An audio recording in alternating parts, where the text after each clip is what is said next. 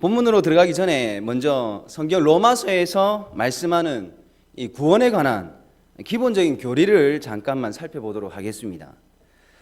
성도들을 신방을 하면서 구원에 관한 그런 질문을 드리면 의외로 구원에 관한 잘못된 구원관을 가지고 있었습니다. 이 시간 성경 로마서에서 말씀하는 구원관은 어떤 것인지를 이렇게 살펴보면서 혹시나 개인적으로 잘못 알고 있는 구원관이 있다면 바른 구원관으로 교정할 수 있는 그런 시간이 되었으면 좋겠습니다. 성경은 우리를 죄인이라고 가르칩니다. 그리고 죄인인 우리는 마지막 종말에 심판장이신 하나님 앞에 서게 됩니다. 심판장이신 하나님은 공의의 하나님이시기 때문에 반드시 죄인에게 진노를 쏟아 부으실 텐데 질문을 하나 드리겠습니다. 죄인이 하나님의 진노를 피하기 위해서는 어떻게 하면 되겠습니까? 1번 우회전으로 피한다. 2번 좌회전으로 피한다. 3번 그냥 잘 피한다. 성경 로마서에는 이 질문에 대하여 답변이 두 가지가 있습니다. 두 가지 답변을 우리에게 보여줍니다. 하나는 행함으로 진노를 피하겠다라는 답변입니다. 그리고 다른 하나는 오직 믿음으로만 살겠다라는 답변입니다. 행함으로 하나님의 진노를 피하겠다고 답변하는 자들의 이 행함은 율법을 두고 하는 말입니다. 성경에서 말씀하는 율법을 열심히 지켜 행함으로 하나님의 진노를 피하겠다라는 겁니다. 다르게 표현하면 선행을 쌓아서 하나님의 진노를 피하겠다. 혹은 내가 공로를 한번 쌓아서 하나님의 진노를 피해 보겠다라는 겁니다. 그러면 오직 믿음으로 살면서 하나님의 진노를 피하겠다고 답변한 자들의 이 믿음은 무엇인가? 아버지 하나님께서 독생자 아들 예수님을 이 땅에 보내셨고 이 땅에 보냄을 받은 예수님께서 자기 백성을 죄에서 구원하기 위해 대신 십자가에 달려 대신 죽어주셨으며 3일 만에 다시 살아나셨고 부활 승천하셔서 지금은 하나님 보좌 우편에 앉아 계시면서 우리를 자기 백성을 중보하고 계신다라는 이 사실을 신뢰하는 것을 믿음이라고 합니다. 어떤 집안에 예상치 못한 고난과 환난이 닥쳤다라고 가정을 합시다. 행함으로 하나님의 진노를 피할 수 있다라고 하는 자들은 고난을 당하고 있는 이 집안의 가족들을 향해서 어떻게 해서든지 율법을 잘 지켜야지 이 힘든 어려움이 지나간다라고 말합니다. 가령 예를 들면 아들이 갑자기 백혈병에 걸린 가정이 있다라고 합시다. 이 백혈병이 나았다가 재발했다고 합니다. 이 자꾸 재발하는 것은 이 죄를 안 지어야 하는데 지금 이 당사자 자꾸 죄를 짓기 때문에 그런 것이다 라고 합니다. 그러면서 착한 일을 많이 해야 한다. 구제를 잘 해야 하고 하나님께 제물도 열심히 바치고 기타 등등 해야지 말끔히 낫는다라고 그렇게 알려줍니다. 그러나 오직 믿음으로 하나님의 진노를 피하고 구원을 받는다라고 하는 자는 이 고난과 환난이 임한 이 가정을 향해서 어려울 때일수록 예수님을 향한 믿음을 잃지 않고 하나님만 의지할 수 있도록 도우려고 발버둥을 칩니다. 다릅니다. 이 둘은 교리적으로 큰 차이가 있습니다.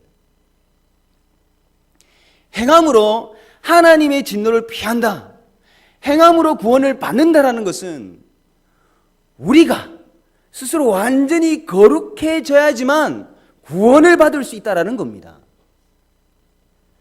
그러나 오직 믿음으로 살아서 하나님의 진노를 피한다, 오직 믿음으로 구원을 받는다라는 것은 하나님께 의롭다함을 받음으로써 이제 구원을 받을 수 있다입니다. 그리고 오직 믿음으로 살아가는 자는 의롭다의 그름을 받음으로써 최종적인 구원까지 보장됩니다.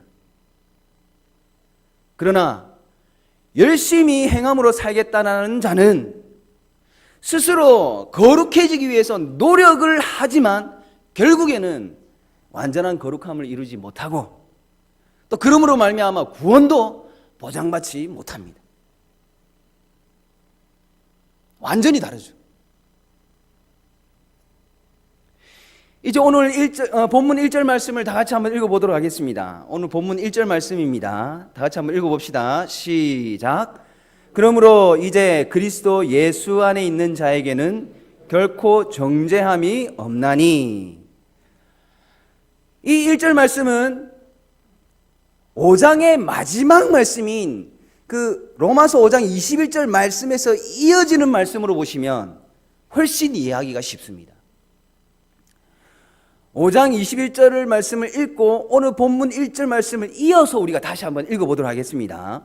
화면에도 나오는데 성경을 찾을 수 있으신 분은 로마서 5장 21절 말씀을 이렇게 딱 잡으시고 8장 1절 말씀도 딱 이렇게 잡으셔가지고 이렇게 왔다 갔다 하면서 한꺼번에 한번 이어서 읽어보도록 하겠습니다. 로마서 5장 21절 말씀입니다. 시작. 이는 죄가 사망 안에서 왕노릇한 것 같이 은혜도 또한 의로 말미암아 왕노릇하여 우리 주 예수 그리스도로 말미암아 영생에 이르게 하려 함이라. 그러므로 이제 그리스도 예수 안에 있는 자에게는 결코 정죄함이 없나니. 그리스도 예수 안에 있는 자는 어떤 자를 말씀하느냐? 쉽게 표현하면 예수님을 믿는 자입니다. 예수 그리스도로 말미암아 영생에 이른 자, 예수님을 믿는 자를 말합니다. 예수님을 믿는 자에게는 결코 정죄함이 없다라고 말씀합니다. 결코 무엇이 없습니까? 정죄함이 없습니다. 정죄함이 없다라는 말씀과 바꾸어 쓸 수 있는 하나님의 말씀이 로마서 5장 1절 말씀에 있습니다. 제가 한번 로마서 5장 1절 말씀을 읽어드리겠습니다. 잘 들어보시기 바랍니다. 그러므로 우리가 믿음으로 의롭다 하심을 받았으니 우리 주 예수 그리스도로 말미암아 하나님과 화평을 누리자. 정죄함이 없다라는 말씀과 바꾸어 쓸 수 있는 말씀은 하나님과 화평하다입니다. 하나님과 화평하다라는 이 말씀을 본문 1절 말씀에 넣어서 새롭게 번역을 해서 읽어보면 그러므로 이제 그리스도 예수 안에 있는 자에게는 하나님과 화평함이 있나니가 됩니다. 또 다른 말씀으로도 바꿀 수 있습니다. 로마서 8장 39절에 있는 말씀인데 제가 한번 로마서 8장 39절 말씀을 한번 읽어 보겠습니다. 높음이나 깊음이나 다른 어떤 피조물이라도 우리를 우리 주 그리스도 예수 안에 있는 하나님의 사랑에서 끊을 수 없으리라 라고 말씀합니다. 결코 정죄함이 없나니라는 이 말씀은 로마서 8장 39절에 하나님의 사랑에서 끊을 수 없으리라는 말씀과 바꾸어도 괜찮습니다. 하나님의 사랑에서 끊을 수 없으리라는 말씀을 1절 말씀에 넣어서 한번 또 읽어보도록 하겠습니다. 그러므로 이제 그리스도 예수 안에 있는 자에게는 결코 하나님의 사랑에서 끊어짐이 없나니가 됩니다. 왜 오늘 본문의 1절 말씀을 여러 말씀들을 넣어서 살폈냐면 이 1절 말씀이 예수님을 믿는 자, 즉 하나님께 의롭다함을 받은 자가 하나님과 화평하다, 하나님의 사랑에서 끊어짐을 당하지 않는다라는 이 칭의에 관한 말씀임을 확인하기 위해서입니다. 많은 성도들이 이 말씀을 우리는 거룩함을 이루어야지만 정죄함을 받지 않는다라고 이해를 하십니다. 우리가 예수님을 믿는 성도이지만 이 땅에 살면서 완전한 성화, 그러니까 거룩함을 이룰 수 있습니까? 없습니다.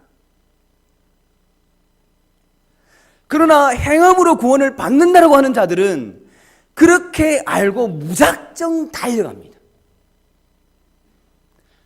이 땅에 살면서 내가 성화를 완전히 이룰 수 있다라는 확신을 갖고 무작정 앞만 보고 달려갑니다. 죽을 때까지 달려가 보십시오. 우리는 죽을 때까지 성화를 이루지 못합니다. 언제나 우리는 부족하고 연약한 죄인일 뿐입니다. 아무리 우리가 하나님과 화평하려고 선행을 쌓고 공로를 쌓아도 안 되는 것은 안 되는 겁니다. 이렇게 말씀을 전해도 그래도 하나님 말씀을 지키면서 착하게 살아야 한다라고 말씀하십니다. 맞습니다. 틀린 말이 아닙니다. 성도는 하나님의 말씀을 지켜내면서 착하게 살아야 합니다. 그러나 하나님 말씀을 못 지켜내도, 다 못 지켜내도 천국에 갈 수 있습니다. 혹은 예수님을 믿는다고 하면서 조금 부족하고 연약한 짓을 해도 천국에 갈 수 있습니다. 오히려 착한 일을 해서, 즉 율법을 지켜서 천국에 가겠다는 것은 나는 천국에 안 가겠습니다 하는 것과 똑같습니다. 행함으로 구원을 받겠다는 것은 마치 경품 추첨하는 것과 같습니다. 제가 이번 체육대회 때 영광팀에 소속이 되었습니다. 그리고 이 팔찌에 경품번호 102번을 찼습니다. 그런데 경품 추첨 때 저만 쏙 빼놓고 101번, 103번이 당첨됐어요. 제 번호가 비록 100번까지는 맞았지만 마지막 숫자가 맞지 않았기 때문에 저는 그 어떤 경품도 받지 못했습니다. 진라면 하나 받았습니다. 경품 추첨에서 숫자 하나하나 첫째 자리부터 마지막 자리 숫자가 다 맞아야지만 상품에 당첨이 되듯이 구원에 있어서도 행함도 마찬가지입니다. 하나님께서 우리에게 행함으로 주신 율법이 기본적으로 뭐뭐 하라라는 율법이 248개입니다. 그리고 뭐뭐 하지 말라라는 율법이 365개입니다.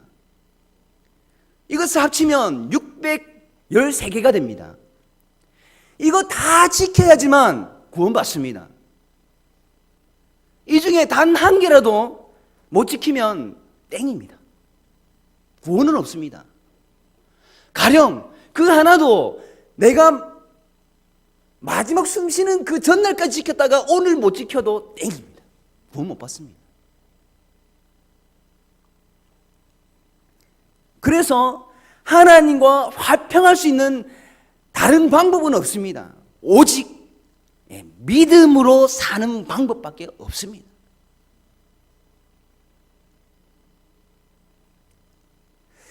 오늘 본문의 1절 말씀에 의심을 하지 마시기 바랍니다.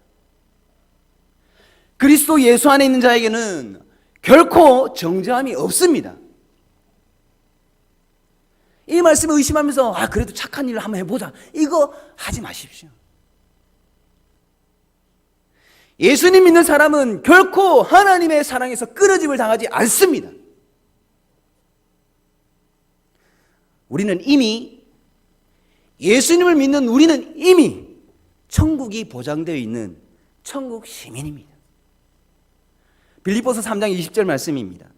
그러나 우리의 시민권은 하늘에 있는지라 거기로부터 구원하는 자 곧 주 예수 그리스도를 기다리노니. 우리는 이미 천국 시민이며 다시 오실 주님만 기다리는 자들임을 잊지 마시기 바랍니다. 이제 2절 말씀을 봅시다. 2절 말씀을 보시면 이는 그리스도 예수 안에 있는 생명의 성령의 법이 죄와 사망의 법에서 너를 해방하였음이라 합니다. 말씀 앞에 이는이라는 말씀 대신에 왜냐하면이라는 단어를 넣으면 이 말씀을 더 이해하기 쉽습니다. 제가 한번 읽어드리겠습니다. 그러므로 이제 예수님을 믿는 자는 결코 천국에 못 가는 일이 없나니 왜냐하면 그리스도 예수 안에 있는 성령의 법이 죄와 사망의 법에서 너를 해방하였음이라. 성경은 우리에게 예수님을 믿는 자가 결코 정죄함이 없나니, 즉 예수님을 믿기만 하면 반드시 천국에 갈 수 있다라는 이유를 2절 말씀에서 다시 한번 명백하게 밝혀주십니다. 예수님을 믿는 자가 천국에 들어가는 이유는 그리스도 예수 안에 있는 생명의 성령의 법이 죄와 사망의 법에서 단번에 해방했기 때문입니다. 이미 일어나서 끝난 것이라는 겁니다. 우리는 이미 죄와 사망의 법에서 해방했습니다. 그렇다면 우리를 정죄하게 하는 이 죄와 사망의 법은 구체적으로 무엇인가라는 겁니다. 이거를 분명히 아셔야 됩니다. 로마서 8장 2절에서 말씀하는 죄와 사망의 법은 우리를 하나님과 화평하게 하지 못하는 죄와 사망의 법입니다. 우리로 의롭다함을 받지 못하게 하는 죄와 사망의 법입니다. 이 죄와 사망의 법은 다름 아닌 로마서 3장 20절에서 말씀하는 율법입니다. 로마서 3장 20절에 이렇게 말씀합니다. 그러므로 율법의 행위로 그의 앞에 의롭다 하심을 얻을 육체가 없나니 율법으로는 죄를 깨달음이니라. 사실 하나님께서 자기 백성에게 주신 율법 그 자체는 결점이 요만큼도 없는 하나님의 말씀입니다. 분명한 사실입니다. 그러나 율법을 지켜야 하는 우리는 어떻냐는 거죠. 우리가 결점이 있습니다. 우리가 전적으로 타락한 존재이기 때문에 율법으로는 구원을 얻을 수 없다라는 겁니다. 율법으로는 죄를 더할 수밖에 없다라는 거죠. 우리는 스스로를 구원할 만한 어떠한 선한 행위도 할 수 없는 존재입니다. 전적으로 타락한 존재 입장에서 하나님의 율법을 스스로 한번 지켜보겠다라고 하면 그러면 그럴수록 어떻게 되느냐? 죄만 더하게 되는 겁니다. 고린도전서 15장 56절의 말씀을 혹시 기억하십니까? 이렇게 말씀하고 있습니다. 사망이 쏘는 것은 죄요, 죄의 권능은 율법이라. 오늘 본문 2절에서 말씀하는 죄와 사망의 법은 분명히 율법이라는 것을 우리가 확인했습니다. 확인하신 대로 예수님을 믿는 우리는 2절 마지막 말씀처럼 율법에서 해방했습니다. 그렇다면 무엇이 우리를 율법에서 해방을 시켰느냐라는 거죠. 이제 그리스도 예수 안에 있는 생명의 성령의 법입니다. 그리스도 예수 안에 있는 생명의 성령의 법은 죄와 사망의 법과는 반대의 의미를 가지고 있겠죠. 앞서서 죄와 사망의 법이 율법이라고 했습니다. 그렇다면 이 생명의 성령의 법은 율법과는 반대의 의미입니다. 무엇일까요? 1번 하나님의 은혜, 2번 복음, 3번 구원의 복된 소식. 정답을 다 골라보세요. 1, 2, 3번 맞습니다. 생명의 성령의 법은 하나님의 은혜를 의미합니다. 그리스도 예수 안에 있는 하나님의 은혜가 우리를 율법에서 해방했습니다. 이 복음을 다른 표현을 사용하면 이 하나님의 은혜를 다른 표현으로 사용하면 복음이고 구원의 복된 소식이라는 겁니다. 사랑하는 성도 여러분, 이 하나님의 은혜, 이 복음의 구원의 복된 소식의 핵심으로 누가 계십니까? 마태복음 5장 17절에서 18절 말씀에 이렇게 말씀이 기록되어 있습니다. 잘 들어보시기 바랍니다. 내가 율법이나 선지자를 폐하러 온 줄로 생각하지 말라. 폐하러 온 것이 아니요 완전하게 하려 함이라.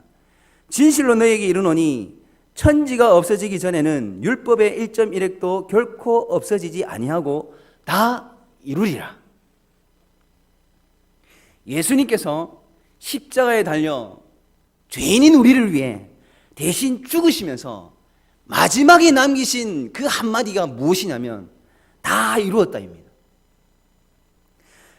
그리스도 예수 안에 있는 이 복음이, 이 구원의 복된 소식이 우리를 율법에서 자유하게 했습니다. 구원했습니다. 해방했습니다. 그리고 이것이 하나님의 은혜라는 겁니다.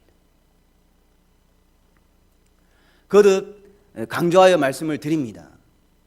전적으로 타락한 우리는 도무지 율법, 즉 행함으로는 거룩해질 수 없는데, 이런 우리를 거룩하다, 의롭다 하고 불러주신 것이 하나님의 은혜입니다. 그리고 하나님의 은혜 중심에는 예수님께서 율법을 다 이루신 십자가 사건이 있습니다. 행함으로 천국에 갈 수 있다라는 교리를 말하는 유명한 종교가 있습니다. 바로 로마 가톨릭입니다. 가톨릭에도 구원이 있다 이렇게 말하는 것을 듣기도 했는데, 글쎄요, 아직까지 저는 가톨릭 종교에는 구원이 없다라고 저는 믿습니다. 자막을 보시면 가톨릭 구원관에 관해서 트렌트 공회라고 있습니다. 이렇게 말을 했습니다.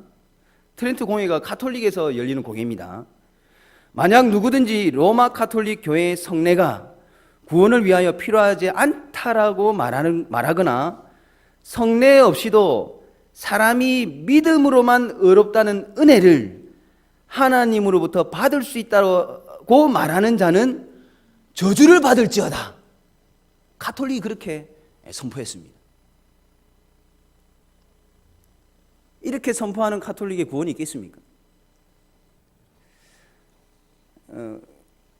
그리고 바티칸 제2차 공회에서도 이런 선포를 했습니다.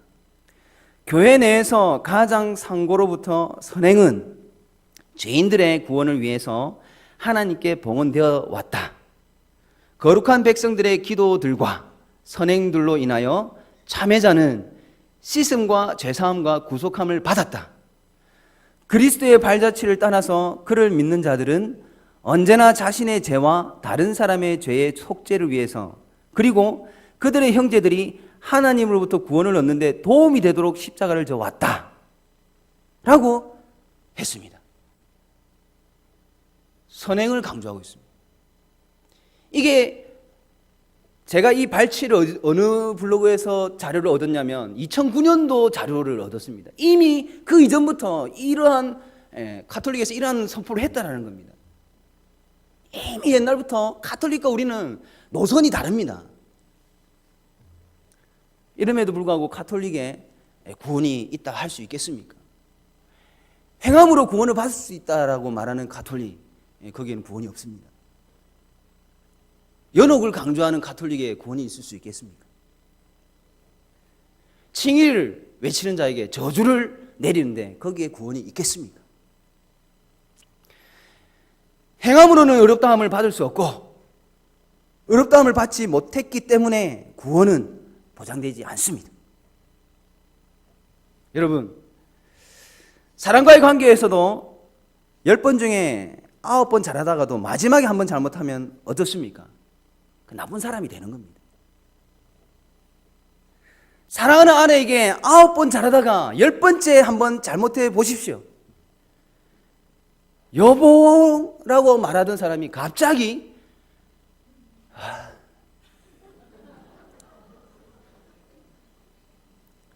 하물며 공의로우신 하나님 앞에 서 있겠습니까? 만약에 우리가 율법 아래인 죄와 사망의 법이 있다면 여기에 앉아 계신 여러분들과 저는 언간샘신 천국에 가야겠다고 하는 것이 되는 겁니다. 그러나 우리는 율법 아래에 있는 것이 아니라 하나님의 은혜 아래에 있는 복을 누리고 있는 자들입니다.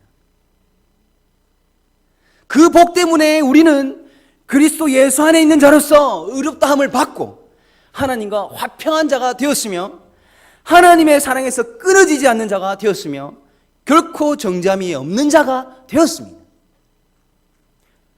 조금 부족해도 천국 가십니다. 조금 우리가 범죄해도 예수님을 믿기 때문에 우리는 천국에 갈 수 있습니다. 때문에 그들을 우리는 정죄해서는 안 됩니다. 우리는 이미 단번에 천국 시민을 보장받은 자입니다. 우리가 율법 아래에 있을 때에 하나님과 우리의 관계가 법적인 관계였다면 우리가 하나님의 은혜 아래에 있을 때에 하나님과 우리의 관계는 이제 사랑의 관계가 되었습니다.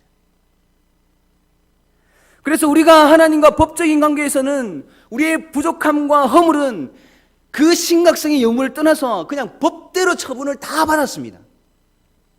그러나 하나님의 관계가 이제 사랑의 관계로 변화가 일어난 우리는 하나님의 마음에 얼마나 상처를 줬는지가 이제 중요하게 되었습니다. 하나님의 마음을 얼마나 슬프게 했느냐가 이제는 중요한 문제가 되었습니다. 하나님의 마음을 얼마나 아프게 하고 있느냐가 이제는 중요한 문제가 되었다는 겁니다. 법적인 관계에서 사랑의 관계로 변화가 일어나면서 사실은 하나님 앞에서 이전보다 더 높은 기준이 이제 생기게 된 겁니다. 하나님을 사랑하는 그런 우리들인데 이 율법보다 이 율법을 지킬 때 더 지키려면 지키려고 했지 등한시하겠습니까? 아니잖아요. 하나님과 우리는 사랑의 관계인데 우리는 하나님의 아내인데 남편이신 우리의 신랑이신 우리 하나님을 위해서 얼마나 우리가 애를 쓰겠습니까? 그 마음을 정성을 다해서 그거면 족하다라는 겁니다.